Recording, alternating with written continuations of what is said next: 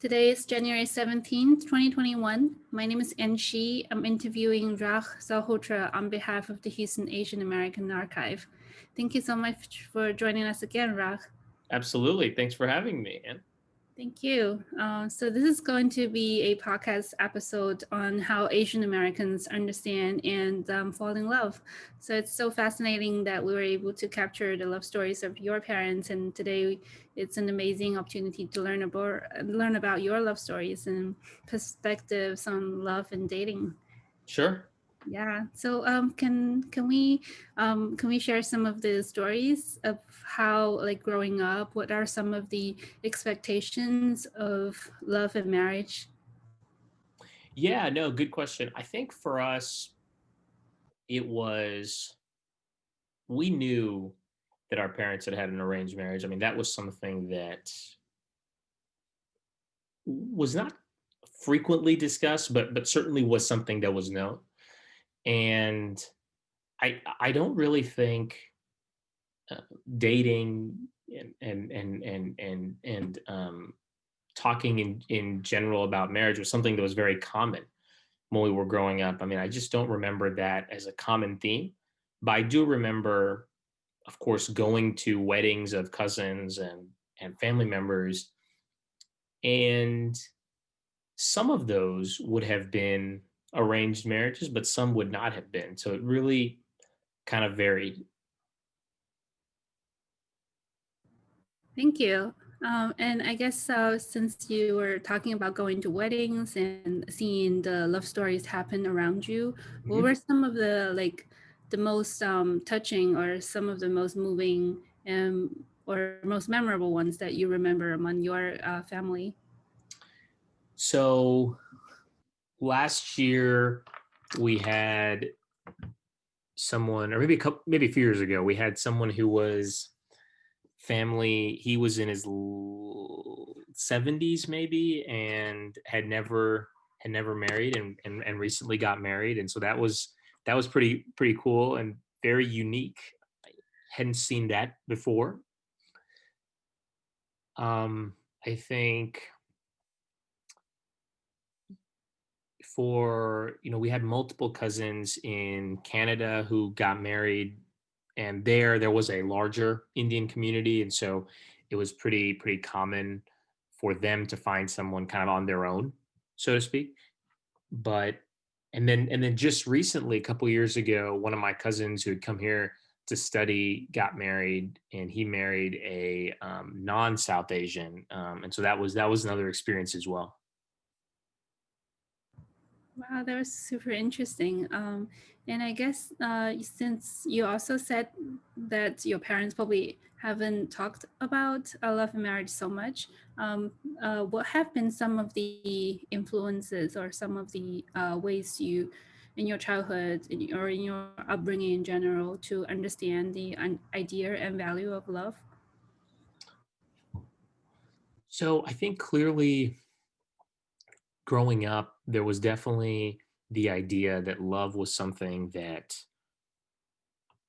was very palpable within the family. And so it was very clear that my parents, my sister, we had a very deep, still do have obviously very deep relationships, and a lot of sacrifices were made for each other. So that aspect of love and was very apparent. I think in terms of the romantic or marriage sense, I think there was, and I don't know if this quote was said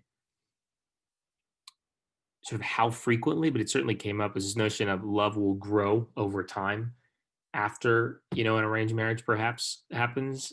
And so that was sort of the extent. I'm thinking in elementary, middle, kind of high school even, that was sort of the extent to which the conversation revolved around love with regard to the marriage sense. Yeah, absolutely. And I guess Mrs. Sahotra, your mother, talked about, like, the challenges since she went to school here in the U.S. And how challenging it has been in the dating culture. I'm wondering if that kind of story has happened to you as well. I think that's right. I think for many so-called hyphenated Americans, it is a bit of a challenge with regard to the dating kind of cultural sense because first of all, when I was in high school, there weren't that many South Asians to begin with, and of course, not to say that you know one can only or it would only you know be with other South Asians, but I think first of all, there just weren't that many South Asians, so it's just harder to first of all find people who you can even relate your experience with, to have conversations with about what it is like to grow up as a South Asian here, whose parents grew up mostly, in India. Although my mom did come here when she was in her early teens, but so I think that's one. I think the second thing is I think if there is a conversation about things, it sort of normalizes it in some ways. And because we didn't tend not to have so many conversations, it was a bit sort of less normalized, so to speak. And so that made it for sure challenging. And then I think the third was in the arena of my life where I did have more South Asian colleagues and friends was through the temple.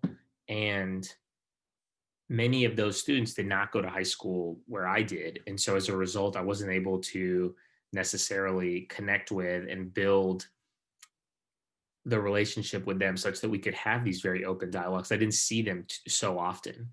And so I think as a result, it was somewhat challenging because you just didn't have the conversation to kind of normalize it, if that makes sense.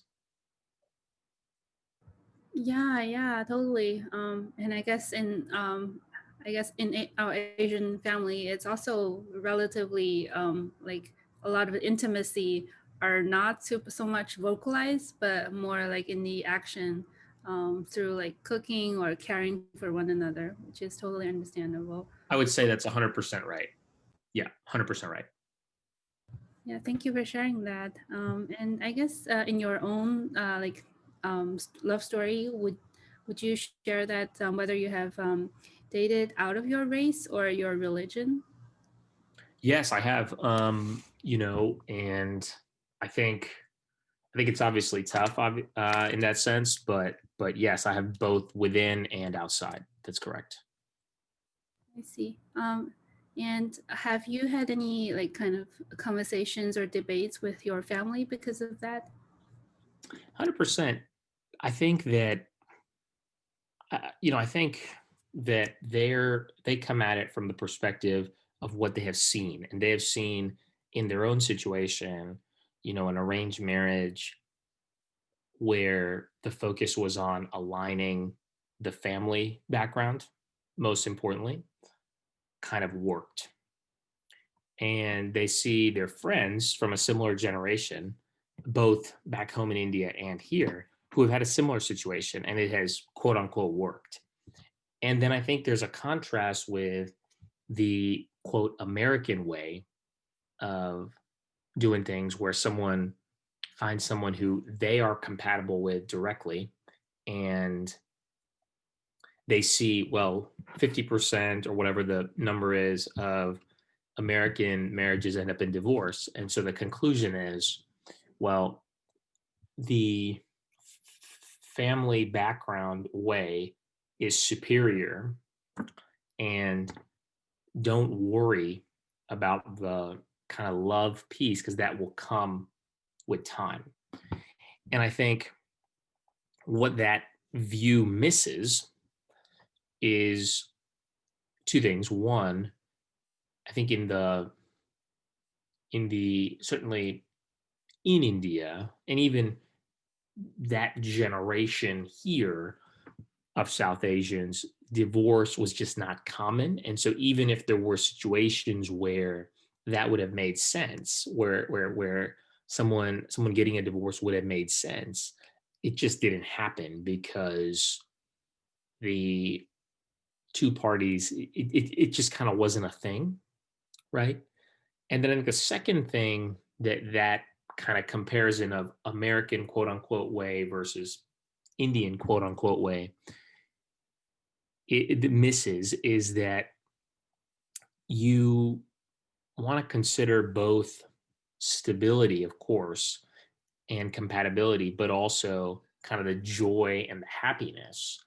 And I think the Indian way, quote unquote, kind of indexes more for stability and alignment of important characteristics, but doesn't index as much for joy or happiness. Whereas perhaps the Western way indexes a bit more for that, at the risk of potentially not focusing so much on the compatibility of some of the other aspects. And I think those are the kind of conversations that we have. And I don't think that I don't think it'd be fair to say that one, I'm sorry, it's going on for a little bit. I don't think it's fair to say and that one is necessarily better than the other. I just think they're two different schools of thought that come from different experience sets. And, those are the kind of conversations we have. And I think it's less, at least from my perspective, less about, you know, quote, winning that debate and more about each side kind of sharing their perspective on the topic. Wow, that's super interesting, and thank you for sharing that. And I'm wondering, what do you look for in your search for your significant other? Oh, wow. That's a great question. Sorry. No, let me close the door and I'll be right back.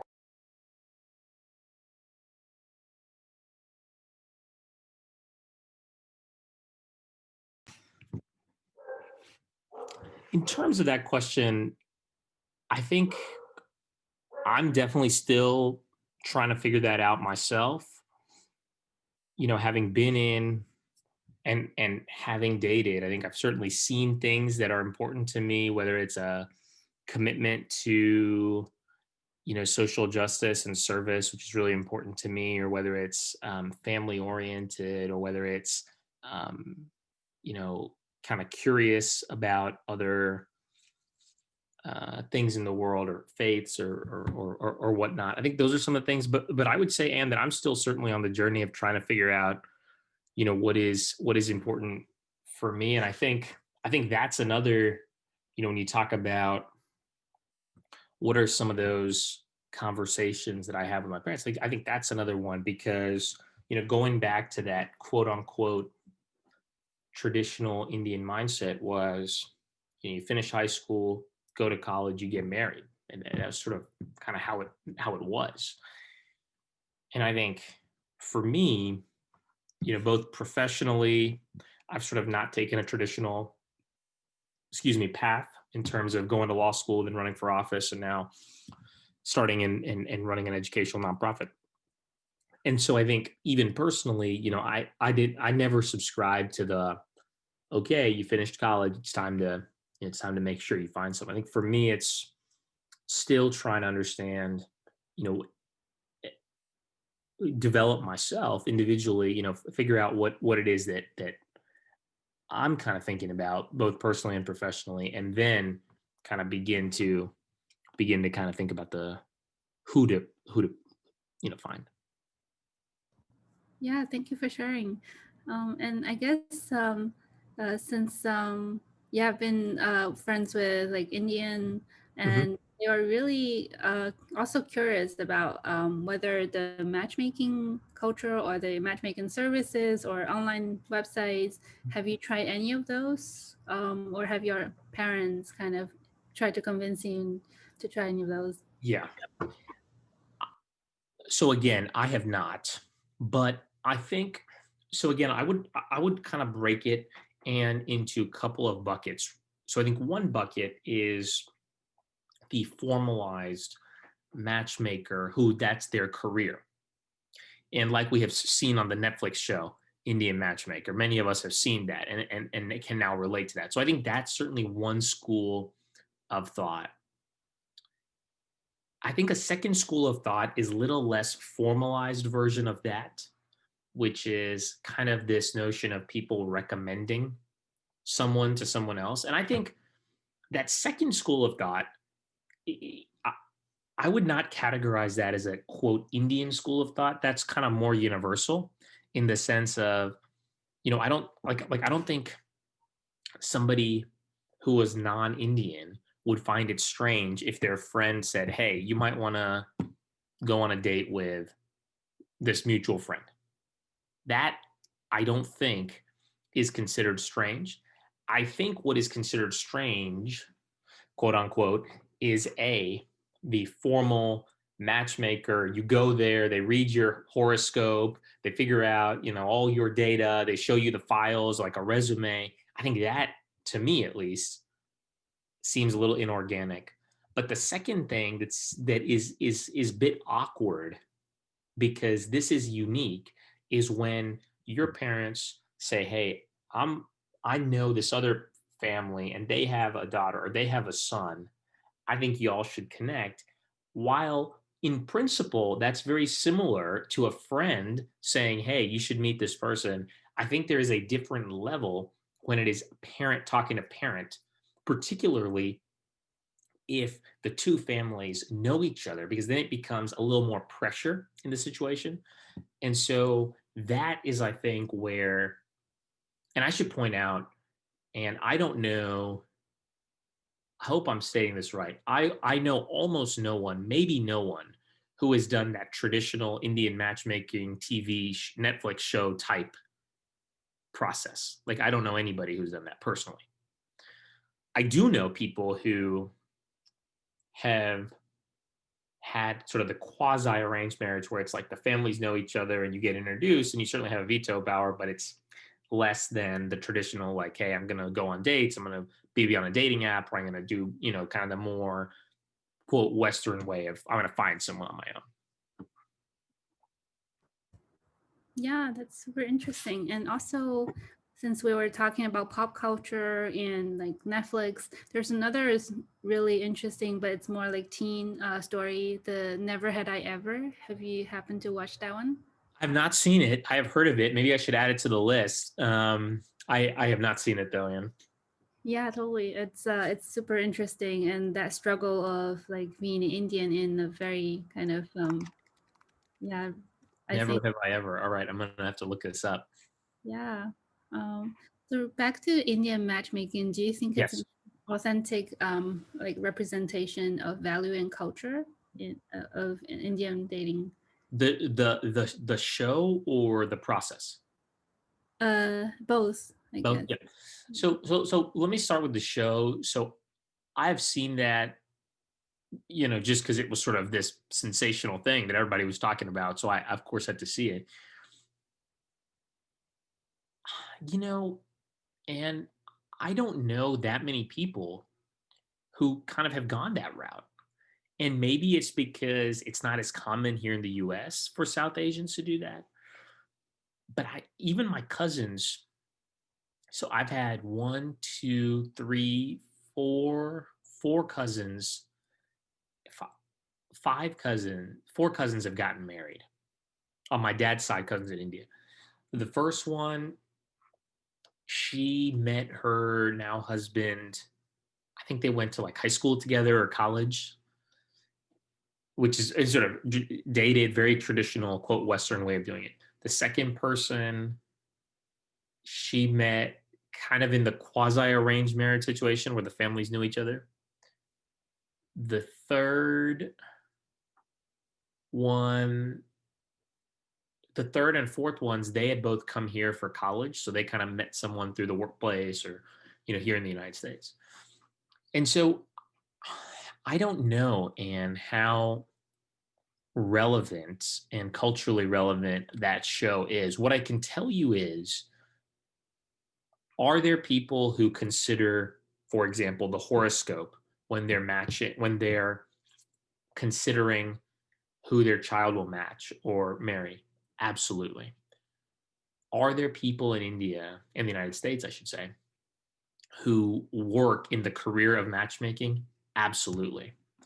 Are there situations where a family kind of interviews, quote unquote, the potential son in law or potential daughter in law and vice versa?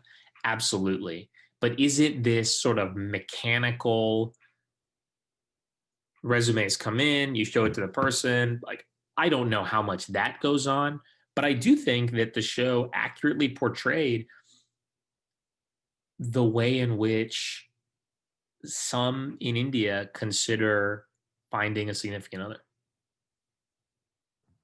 Yeah, thank you for sharing that. Totally. Absolutely. Yeah, and I guess in your own personal journey to search for your significant other, what kind of Asian like identity or more American identity do you, which side do you kind of identify with more?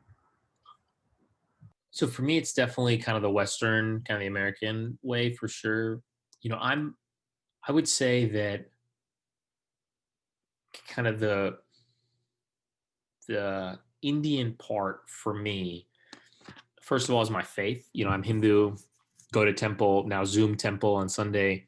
And so that's a big part of my life, but less from the sort of ritual or ceremony part, but more from the spiritual, be a good person lessons part. So I think that is a part of my life that, when I find someone, I would for sure either they match the religion with me, or they're very open and accepting and have kind of similar worldviews and kind of values. Obviously Indian food and movies and music and going to India to see my family. And I think that's, become relatively mainstream. I think most people, certainly who I interact with, they've heard the word Bollywood, or they know what Indian restaurant is, or whatnot. And so I think that part of those aspects of my identity that are kind of rooted in the Indianness can for sure overlap with someone who is non-Indian, because it's kind of the general aspects of it. And then in terms of the process, I'm much less about the matchmaker, the arranged. I'm sort of taking more the traditional Western approach to that. Sure, thank you so much. Mhm. And like going back to like rooting in the in the Indian American Mhm. dating culture, what do you think are some of the misunderstanding by the Americans of Indian dating? Wonderful question. And I think one is, that everybody's going to get an arranged marriage. I think that's not the case. I think that may have been at some point more common, but that's not anymore. I think a second misunderstanding is that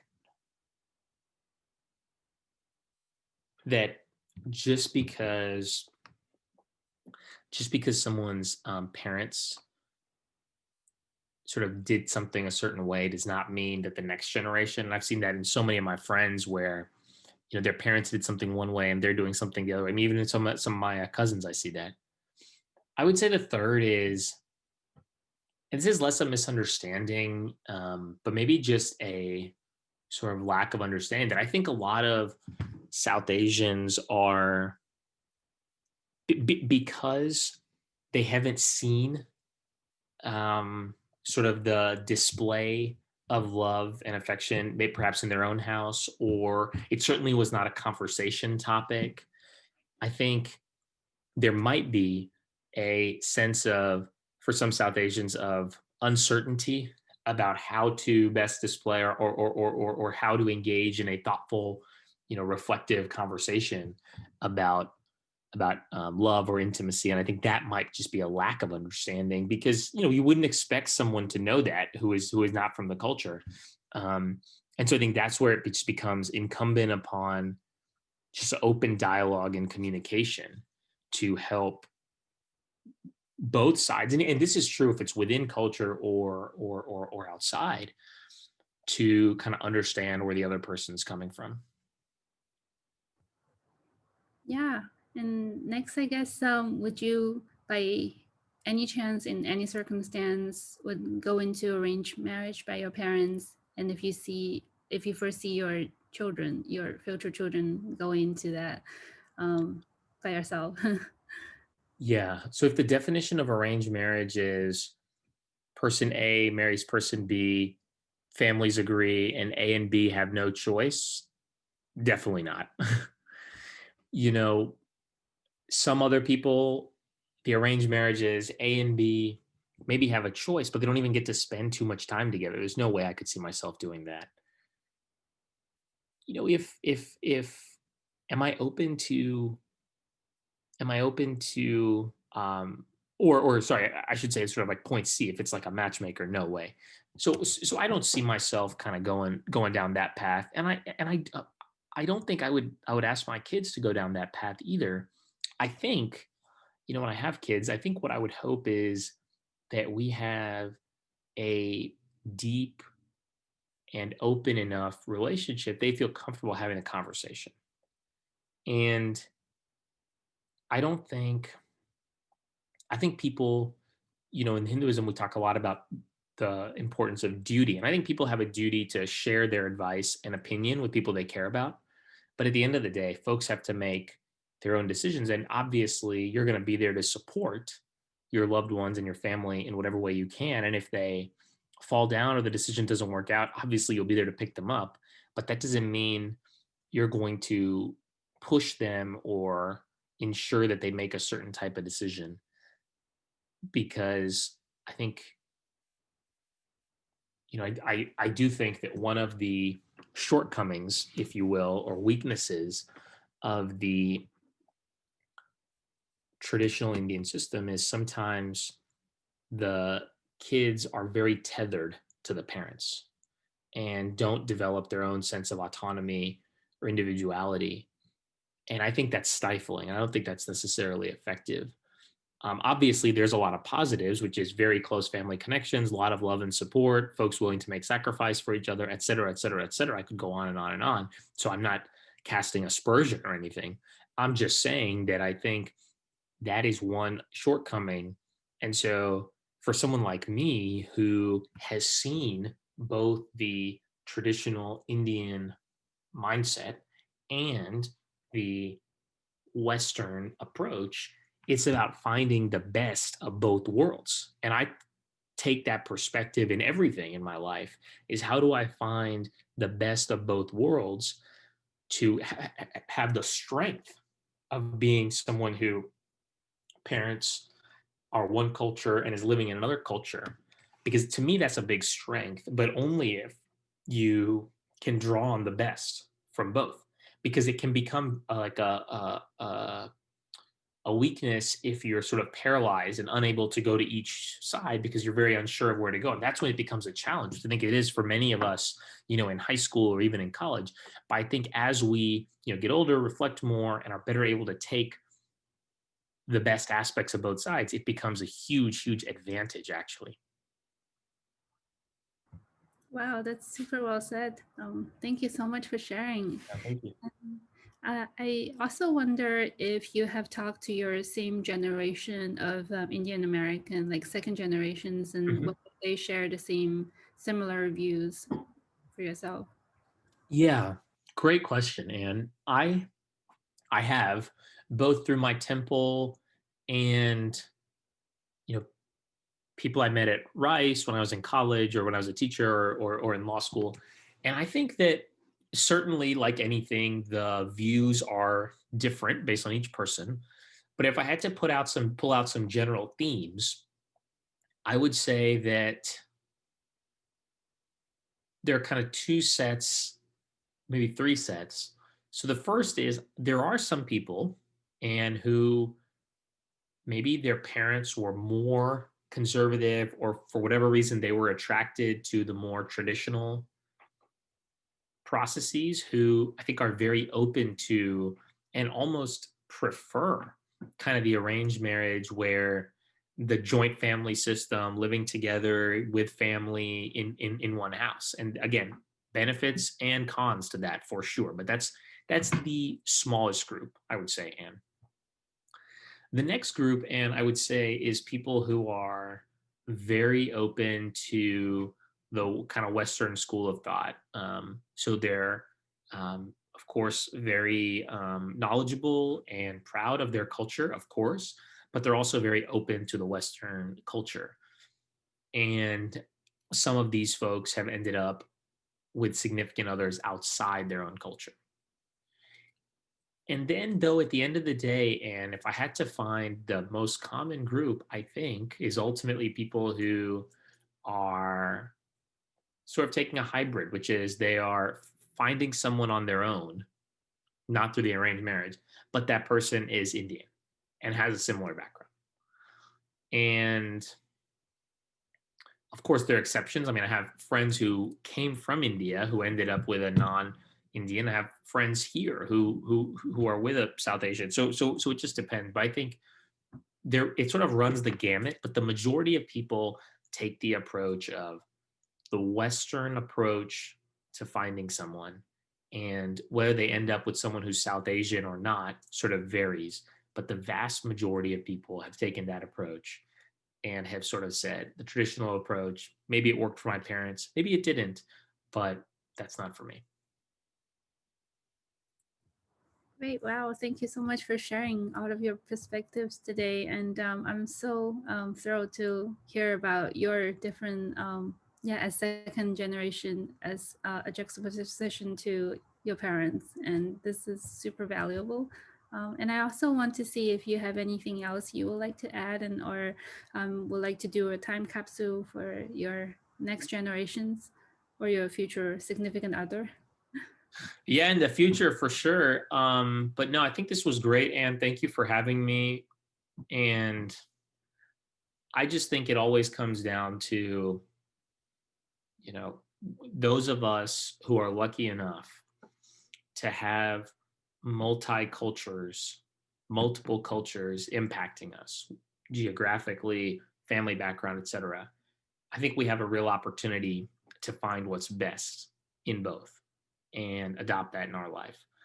And if we don't, I think we're missing a great opportunity. So Great. Thank you. thank you, Anne.